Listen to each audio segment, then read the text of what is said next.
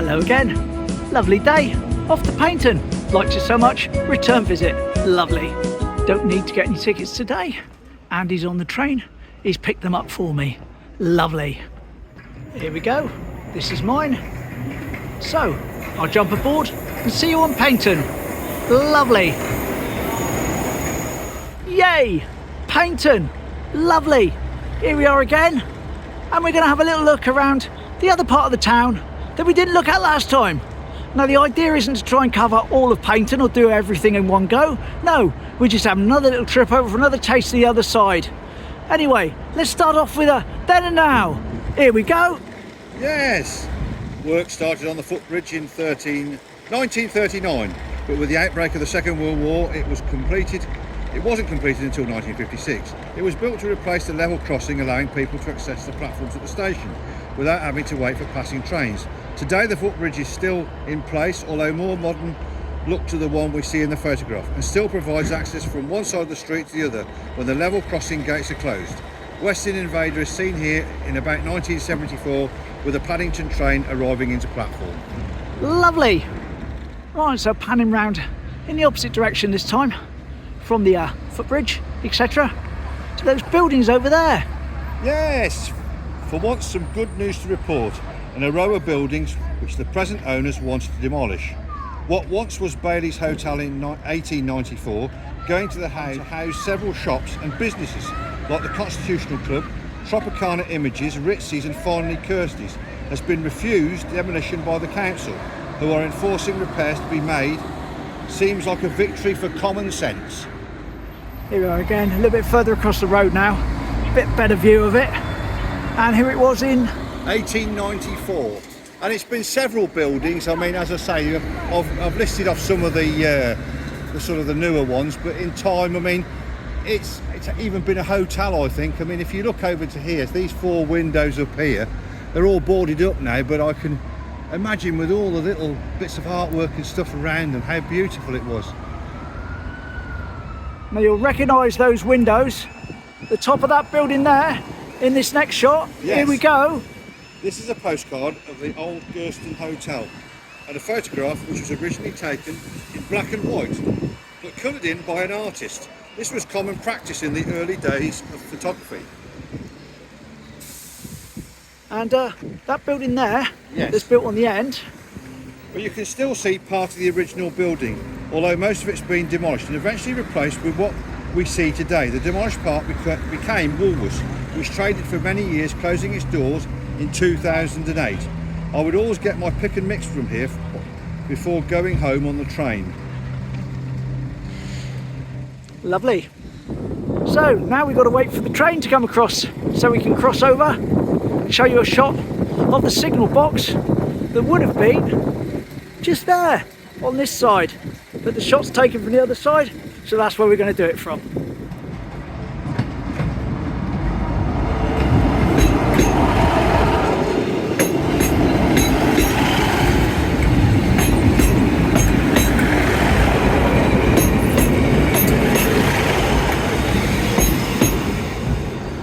And just over here would have been the signal box. Here we go. Paignton North signal box, along with Paignton South signal box, was built in 1890 for the GWR. Paignton North was a 13-lever signal box. Both of these boxes were replaced for more modern boxes in 1924. Paignton North was closed in March 1988, and a control of the level crossing went to Paignton South by closed circuit TV, which ceased in 1990 and moved to an office at the station. Lovely. Just down on the same side of the road as the signal box, we've got this building here. Here's the picture. The old Temperance Hotel, which stood here. This photo was taken in about 1906. It's now shops and a cafe. I believe at one time a strip club used to be above the present bakery. Crazy. Right, now we're looking back across the road now at that row of buildings there. Here's the picture. The beautiful Queen's Park mansions, which were built in Victorian times and still remain today. A 4-storey building with flats above and shops below. The photo was taken in 1907, before the arrival of Della's Cafe. Lovely. And there we are today. Right, now this one looks a little bit different. because it's been rebuilt in modern times, but it's the same place. Here's the photo. The cafe was opened in 1911 and replaced a smaller one of the same name a little further up the street. This was one of two Della's cafes, the other one being on the seafront. The company was taken over by Cadena Cafes in 1933 and Tesco's in 1960. It was soon closed and demolished in 1965 to make way for the concrete building we see today, and I might say a rather ugly replacement. And just across the road there is Scoff's Fish and Chips, which I was told to look out for next time I was over, so I have looked out for it. But no food today, not at the moment anyway. Still got to do a lot more photos to get on with. Now round about here, there was an archway right across the road. Here's the picture. The arches which line Torbay Road for the King's coronation in 1911. Yes, looks a bit different, doesn't it? Now it's all painted blue.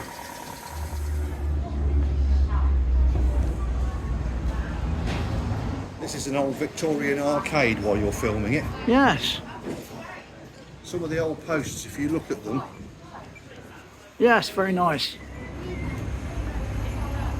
Right, we're crossing over now to try and locate the location of a picture which has been mentioned to us in the comments, and we found the picture. Now we're going to try and line it up. Okay, this is as close as we're going to get to where we believe this was. Yes. Here's the photo. The Guinness clock, which stood on Paignton seafront from 1956 to 1966. The original clock was built to celebrate the Festival of Britain in 1951. I believe this was one of 6 that were around the country. The other one in the town was at the zoo. They were eventually taken down for scrap, although one still remains in a museum today. Folks would flock to see it chime on the hour and its crazy animations with a toucan and an ostrich starring. As we walk along, not on the seafront side but this side for a change, we notice we've got the fair up ahead of us with a big wheel. A big wheel, yes, and you see that ride going around, that looks like a roller coaster Yeah. thing? That reminds me of what used to be at the end of Teignmouth Pier. Yeah.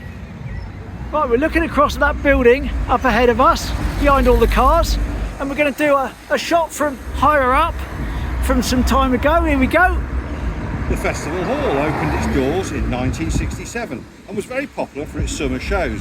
An example of some of the stars that appeared here were Ronnie Corbett, Leslie Crowther, Freddie Starr, Les Dawson, Bradley Walsh, and not forgetting Basil Brush. The theatre closed its doors in 1998 and reopened in 1999 as the new cinema complex known as the Apollo, eventually today becoming View. Lovely. This is the Mercure Hotel Mercure, yeah. up front, and next to it is the Ibis, and the Ibis is built on the grounds of what was... Well, now the site of the Ibis Hotel, but once was Della's Summer Cafe. It was also known as the Casino, Beachcomber, Fusion, and in its latter days the Lighthouse. The photograph was taken in the 1920s. So there we go. That was the cafe site. And there we are, reference to Della's. Yes. On the front of the Ibis, Della's Cafe and Bar. So that's a nice little nod to days gone by, isn't it? A lovely little tribute that on a modern building. And if you look down in the description, you'll see an article about the lost cafes of Paignton, which was sent in to me by Darren. Thanks, Darren. That's in the description, so have a look at that if you're interested. Covers Della's and some other stuff as well. And there is the Inn on the Green, which is set to be demolished. Demolition in progress, keep out. And they've got these little sort of policey camera things. I can't see it from here, but there's one up there filming you. Anyway, Inn on the Green, set to be demolished. Another old building gone. And this is the Palace Hotel and Spa, right here on the main seafront of Paignton. Very nice. Well manicured grass.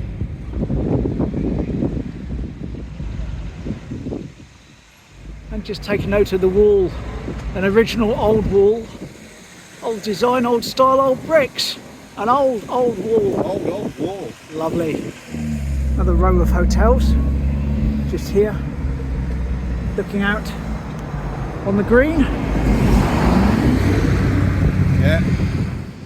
Holsham Green. And we're walking across Holsham Green towards the hotel. This is our next target, shall we say, for a picture.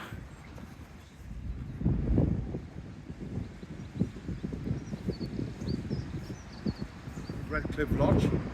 Yeah, Redcliffe Lodge. It's an old sign above the door there. Yep. Travel Lodge Hotel, and some lovely 60s houses, or maybe a bit earlier, I don't know. But very nice.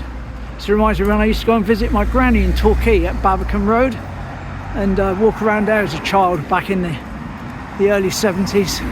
Looked similar sort of houses and trees and that above me to how I remember it with there.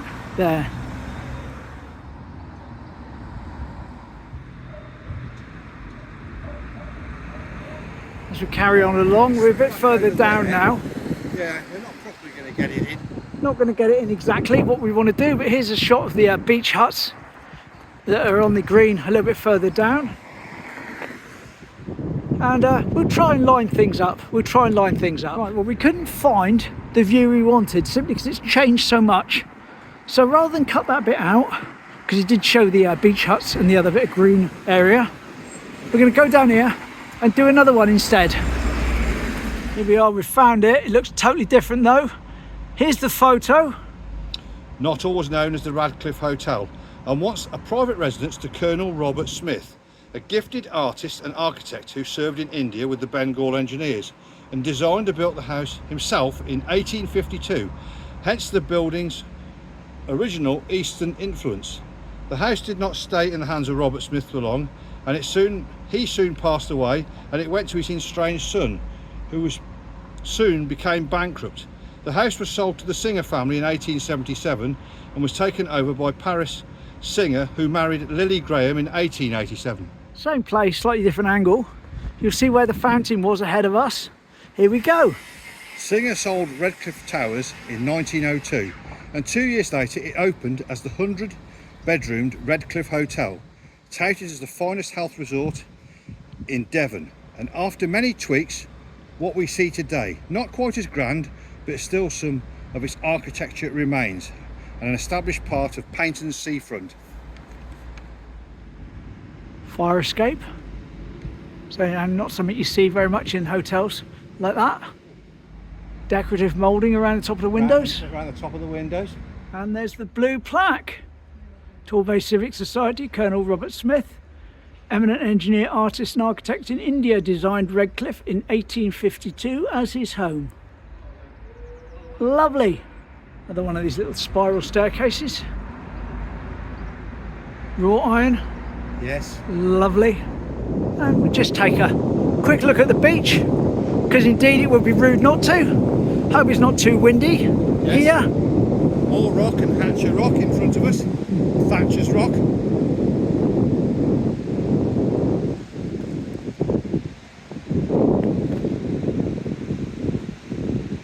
And the famous place of where they filmed for Monty Python. Oh yes, that was down here, wasn't it? Yes. Yes, Now, Sands of the Sahara. Now for something completely different. And if you want to see that, there's a link to it up above at the moment. So click on that when you finish the video, of course. And you can see Monty Python's Sands of the Sahara. Yes, the man that killed the penguin. With his pants. Taking his pants off and using one of the fine Paignton stones to kill it with a slingshot. Now this one is from 2018. If it's different, I'll put it on the photo. Where all these cars are parked, there was a bike show taking place, and Linda was down here and she took a picture of a trike. Here we go. So yes. There we are. That's a trike in this area here. Yeah, and they always have bike meetings down here. In fact, I think one of the local bike gangs that come down with their Harley Davidsons, they like to sit down here on a nice summer's evening. And talking of bikes, couple parked right there. Lovely.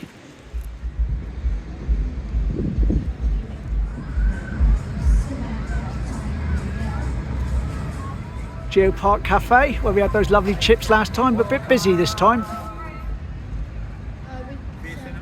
This used to be the Wacky Warehouse. There we are, there's a spinning wheel, which is still open, being renovated, Yes. but still open during renovations, sign says.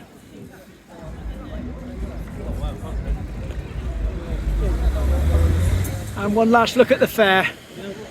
Didn't go in there and wander around, too many children. But yes, back into Torbay Road as we head back up towards the station. More of this Victorian arcade. Remember our previous trip over? We dealt with the picture house, which is behind us at the moment. Just seen this in the window across the road. Down there, that's the picture we used in the previous video, bottom left. And yes, interesting. Step into the projection room, Paignton Picture House. Some more stuff about it on the thing there, which you can pause no doubt and read. And there's a few pictures of inside. Very nice, isn't it? Oh, I have been in not there. going to focus, but anyway, that's the picture house, which is just over there, across the road, having its renovations done. I saw Jaws the Return in there. Chippies. Nom, nom, nom, nom, nom. Chippies.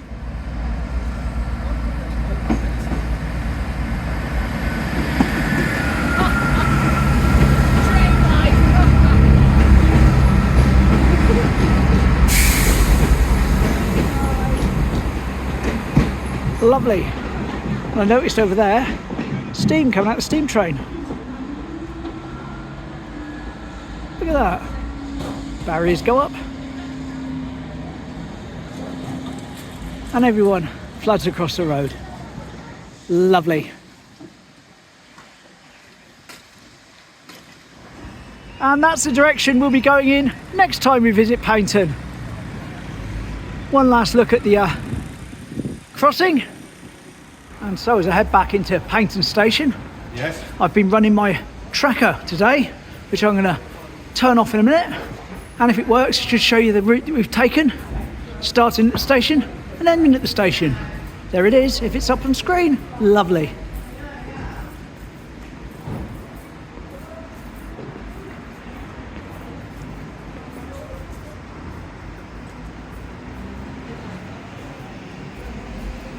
And now, in the distance, comes our train to take us back home.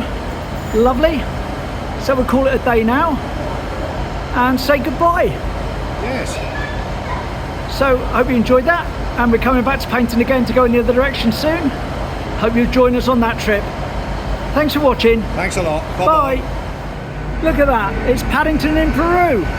We're actually going to travel on it. Right, that is it now. Bye bye. Bye bye.